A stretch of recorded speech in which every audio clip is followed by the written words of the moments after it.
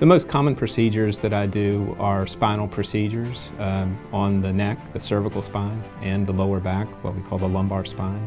So those account for day-to-day more of the operations that I do, but I also take care of emergencies like spinal fractures or head injuries, also take out brain tumors and do other brain operations.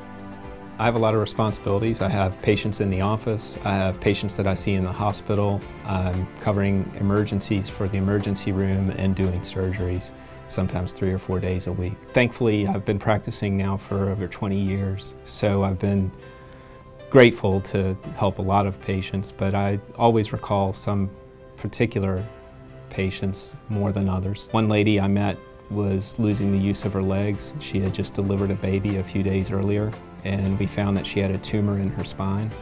I was able to remove the tumor and to repair the spinal damage, and she regained the use of her legs and has now been able to run marathons and care for her child, and that's been a great success. There have been many other patients that I've cared for that had brain tumors that thankfully were not cancerous, that were benign tumors. I was able to treat them with surgery and remove their tumor, and they were cured and they were able to resume a normal life. The most satisfying thing about practicing neurosurgery is being able to identify the problem the patient has, identify the proper treatment, carry out the treatment, and see the results.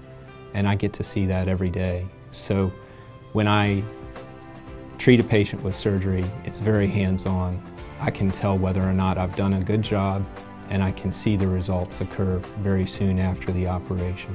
The thing I enjoy most about working with patients is finding their problem, treating their problem successfully, seeing the outcome and seeing them restore. My approach is to be thorough and to be correct, to get to the answer whenever I can. And as far as a philosophy, my philosophy is to do the right thing every time for that patient. I'm Dr. Jackson Salvant, and I'm a Riverside neurosurgeon.